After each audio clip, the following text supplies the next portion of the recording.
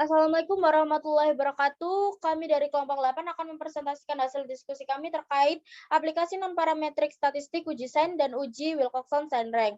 Sebelumnya izinkan kami untuk memperkenalkan diri kami terlebih dahulu. Yang pertama ada Hamidah Dwinita dengan NIM akhir 013, ada saya sendiri, Sinta Fauziatur Rahma dengan NIM akhir 014, dan selanjutnya ada Faradisa Novita dengan NIM akhir 026, dan yang terakhir ada Dinda Nabila Khotib dengan NIM akhir 031. Kelompok 8 akan membahas 5 soal, di mana 3 soal terkait uji sains dan 2 soal terkait uji Wilcoxon-Sandring. Untuk soal pertama terkait uji sains, yaitu sebuah klub cabang olahraga lari mengadakan program pelatihan selama 6 minggu untuk mempersiapkan 20 pelari dalam lomba lari jarak jauh. Tabel tersebut menunjukkan waktu lari dalam menit pada saat sebelum dan sesudah program pelatihan, di mana untuk kolom pre-training merupakan sebelum program pelatihan dan post-training merupakan sudah program pelatihan. Gunakan uji tanda untuk menguji apakah program pelatihan dapat menurunkan waktu lari dengan tingkat signifikansi alfa sebesar 5%. Untuk penyelesaian soal 1, yaitu misalkan X adalah waktu lari acak pelatihan dan Y adalah waktu lari acak pasca pelatihan. Hipotesis yang akan diuji adalah H0, MDiv sama dengan 0, di mana tidak ada perbedaan antara waktu lari pra dan pasca pelatihan. Di mana untuk H1, MDiv lebih besar daripada 0, atau waktu lari sebelum pelatihan lebih dari sesudah pelatihan. Selisih antara waktu pra dan pasca pelatihan didefinisikan sebagai div atau difference sama dengan XI min YI dan disajikan pada tabel di bawah ini. Untuk kolom sing yang bertanda positif merupakan difference lebih besar daripada 0. Dan untuk yang bertanda negatif merupakan difference kurang dari 0. Selanjutnya, berdasarkan tabel sebelumnya dapat diperoleh nilai sebagai berikut. Dengan nilai yang bertanda positif atau div lebih besar daripada 0 sebesar 15 dan S yang bertanda negatif merupakan atau div kurang dari 0 sebesar 5.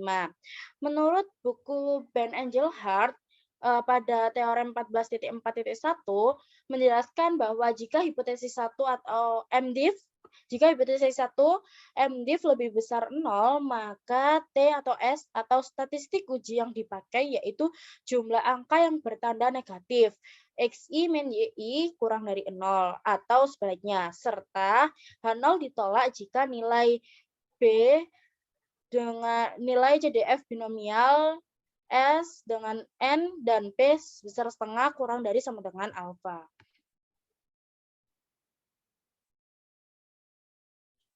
Sehingga karena pada soal ini hipotesis satunya MDiv lebih besar dari 0, maka S merupakan jumlah pelari dari sampel yang selisih waktunya kurang dari 0 atau XI min YI kurang dari 0. Dan S berdistribusi binomial dengan N 20 P 0,5, maka dapat diperoleh nilai sebagai berikut. S-nya 5 karena sampel yang selisih waktunya kurang dari 0, jumlahnya ada 5, dan untuk nilai CDF binom dengan S5, N20, dan P0,5 didapat menggunakan Excel dengan formula sama dengan binom.dis dengan sebagai berikut. Itu menghasilkan hasil 0,0206 dan angka tersebut kurang dari sama dengan 0,05. Berdasarkan perhitungan di atas dapat diputuskan bahwa H0 ditolak karena nilai binom CDF binom 520 0,5 itu sebesar 0,02 di mana kurang dari alfa sebesar 0,05, sehingga dapat disimpulkan bahwa waktu lari sebelum pelatihan lebih dari sebelum pelatihan, atau bisa disebut program pelatihan dapat menurunkan waktu lari. Selanjutnya untuk soal nomor 2, dilakukan sebuah penelitian untuk mengetahui tingkat pengetahuan budidaya kopi sebelum dan sesudah penyuluhan. Data hasil penelitian ditunjukkan pada tabel berikut. Dengan alfa 0,01, lakukan pengujian untuk mengetahui ada tidaknya pengaruh penyuluhan terhadap tingkat pengetahuan terhadap budidaya kopi. Di sini hipotesisnya H0 MDiv sama dengan 0 dan H1 MDiv tidak sama dengan 0. Dapat dilihat pada tabel di sampingnya bahwa tanda plus ada berjumlah 9, tanda min ada 25, sedangkan yang 0 ada 6.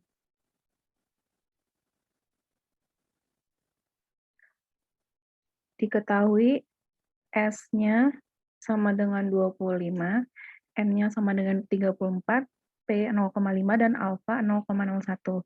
Karena N lebih besar daripada 30, maka menggunakan pendekatan distribusi normal. Z sama dengan S min N per 2 per akar N dikali setengah. Dimasukkan angkanya sehingga didapatkan nilai Z 2,58. Dengan melihat tabel distribusi normal diperoleh untuk nilai Z sama dengan 2,58 didapatkan angka sebesar 0,9951.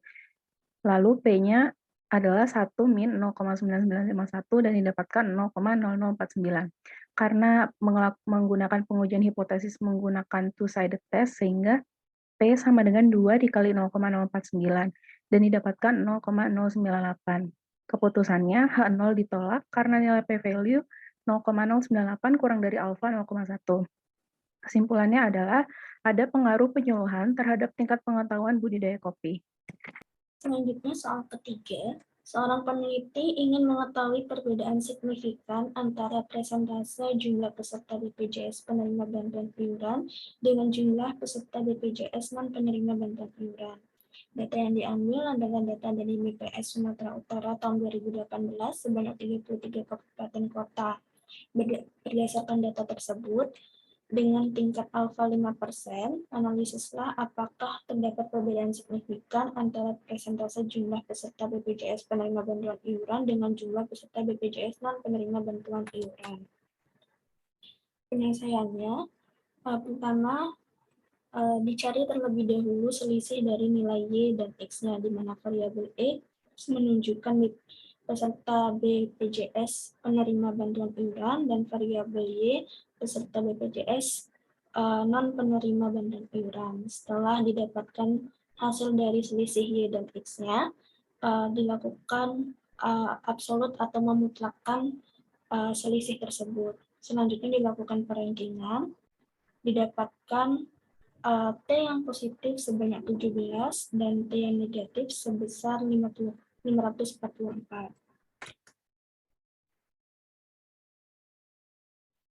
Hipotesis yang diuji adalah H0 θ1 sama dengan θ2 atau tidak terdapat perbedaan signifikan antara persentase jumlah peserta BPJS penerima bantuan iuran dengan jumlah peserta BPJS non-penerima bantuan iuran. H1-nya, θ1 tidak sama dengan θ2 atau terdapat perbedaan signifikan antara persentase jumlah peserta BPJS penerima bantuan iuran dengan jumlah peserta BPJS non-penerima bantuan iuran dengan tingkat signifikansi alfa 5%. Daerah kritisnya adalah H0 ditolak apabila Z hitung kurang dari Z tabel. Di sini statistik uji menggunakan atau didekati dengan distribusi normal dengan menghitung nilai Z dengan rumus T dikurangin N dikali N plus 1/4 dibagi dengan akar dari N dikali N plus 1 dikali 2N plus 1/24. Diperoleh hasil sebesar min 4,708. Dengan begitu, dapat diputuskan bahwa H0 ditolak karena nilai Z hitung lebih kecil dari Z tabel.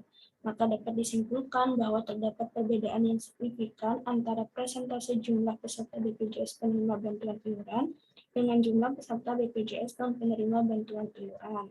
Selanjutnya akan dilanjutkan oleh teman saya. Baik, untuk soal selanjutnya, ini terdapat sebuah tim peneliti yang ingin mengetahui apakah metode pembelajaran baru dapat meningkatkan literasi pada anak. Oleh karena itu, tim peneliti tersebut melakukan percobaan mengenai tingkat literasi pada 20 anak sebelum dan sesudah pengaplikasian metode pembelajaran baru tersebut.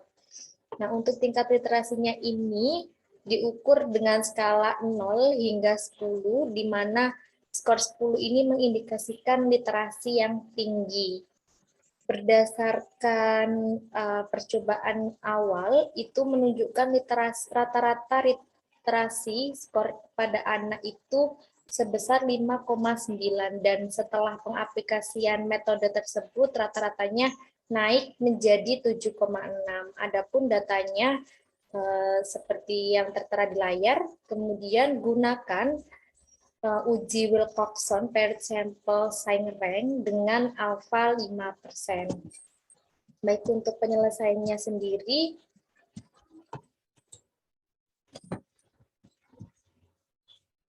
diketahui bahwa terdapat 20 pengamatan literasi pada anak dalam mengaplikasikan metode pembelajaran baru, di mana dilakukan pengukuran sebelum dan sesudah pengaplikasiannya.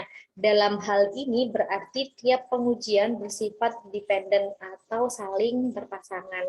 Untuk hipotesis permasalahan tersebut, yaitu H0, MDIF sama dengan 0 atau tidak terdapat perbedaan literasi anak sebelum dan sesudah pengaplikasian metode pembelajaran baru. Untuk hipotesis alternatifnya, MDIF lebih dari 0 atau literasi anak sesudah pengaplikasian metode pembelajaran baru lebih tinggi dibandingkan sebelum pengaplikasian metode pembelajaran baru. Untuk daerah kritisnya dengan alfa 5%, yaitu tolak H0 jika nilai Z hitung lebih dari Z alfa atau Z 0,05 atau Z lebih dari 1,65. Untuk langkah-langkahnya yaitu sebagai berikut. Yang pertama, menghitung selisih dari pengukuran dan menghitung selisih mutlaknya, di mana selisihnya ini yaitu Y atau sesudah pengaplikasian dikurangi sebelum pengaplikasian metode pembelajaran. Kemudian di harga mutlakan, seperti yang ada di layar di tabel berikut ini, ketika sudah semuanya dihitung, maka langkah selanjutnya yaitu melakukan rankingan.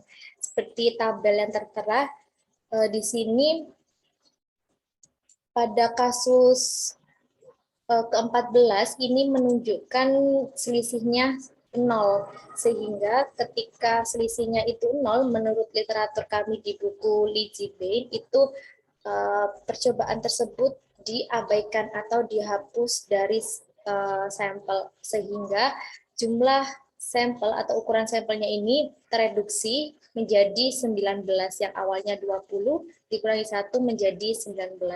Nah, setelah itu selain percobaan ke-14 kita lakukan rankingan atau disort, kemudian dibalikkan untuk tandanya ini.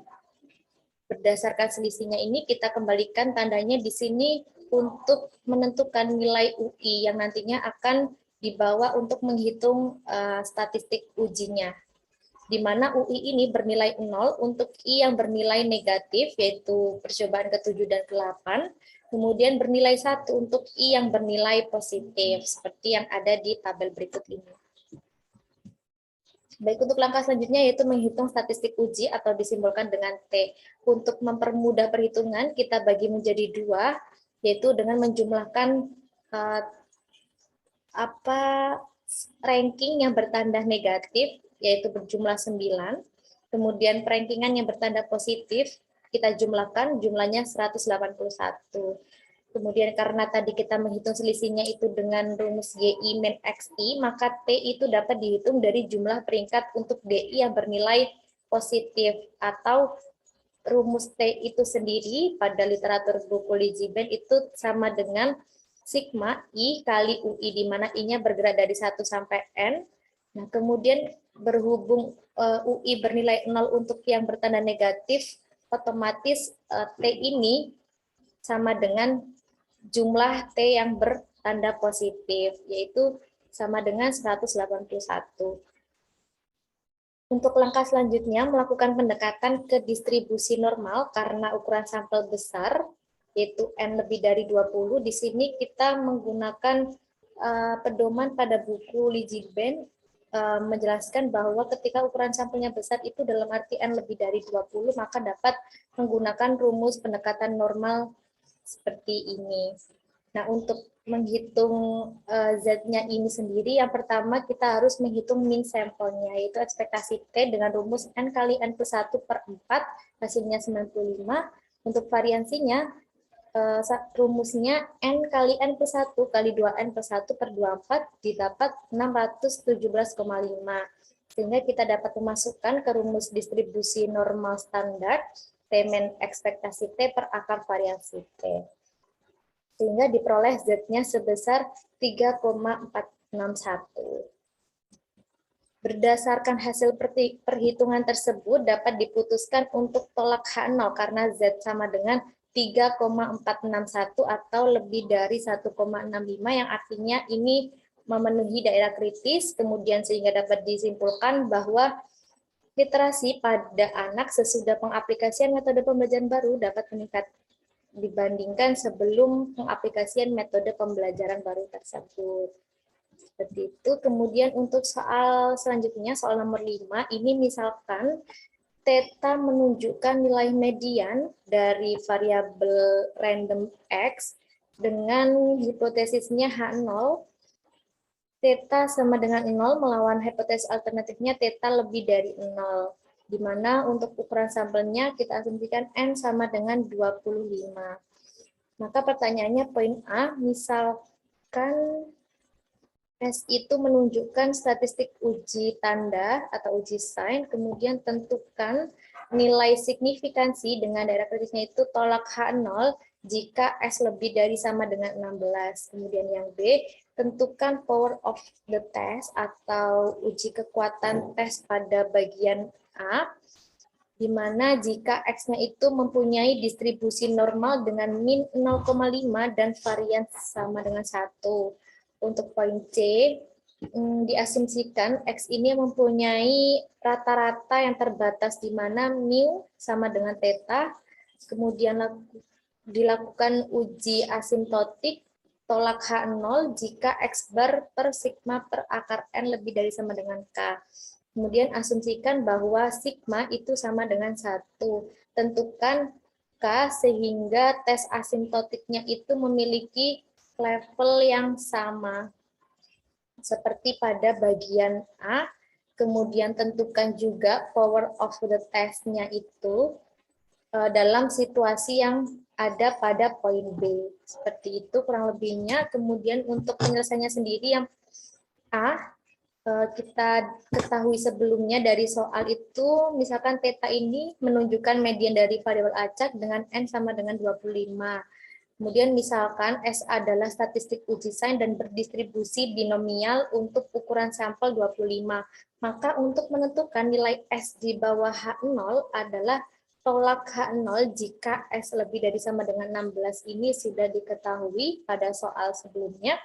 Maka kita dapat menentukan nilai signifikansinya yaitu dengan rumus P, S lebih dari sama dengan 16 syarat H0 atau theta sama dengan 0, sama dengan P distribusi binomial dengan ukuran sampel 25 dan peluang suksesnya 0,5 lebih dari sama dengan 16. Nah ini bisa kita sederhanakan menjadi 1 minus CDF distribusi binomial dengan ukuran sampel 25, peluang suksesnya 0,5 kurang dari 16.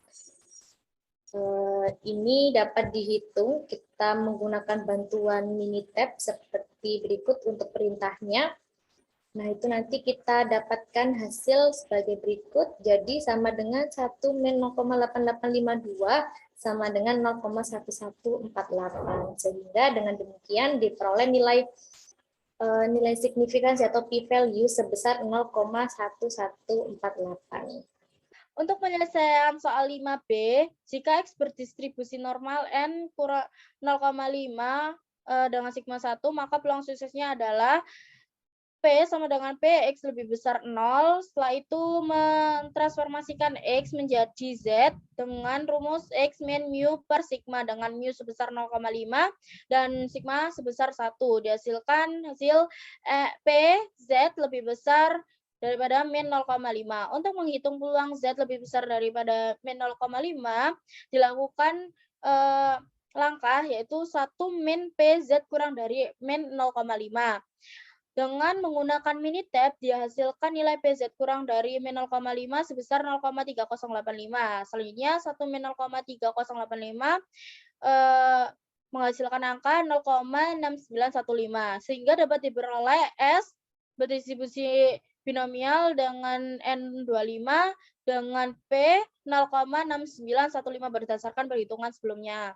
Dan untuk power of the scientist-nya adalah Px lebih besar daripada 16, di mana theta sama dengan 0,5.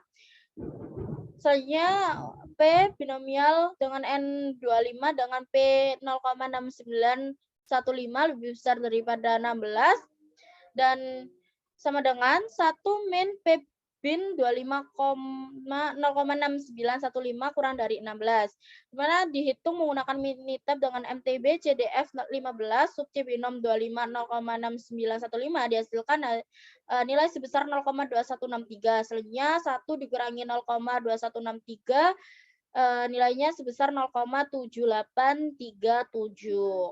Selanjutnya yang C, berdasarkan central limit theorem atau CLT dengan median dan min yang sama, maka dapat dilakukan pendekatan distribusi normal dengan X bar min theta per sigma per akar N sama dengan akar N dikali X bar min theta. Jadi di bawah 0, ujian diberikan dengan cut-off K dan sigma sama dengan 1 memiliki level P akar N, X bar lebih besar sama dengan K, sama dengan 1 min Pi K. Untuk memiliki level yang sama seperti pada bagian A, maka 1 min Pi K sama dengan 0,1148.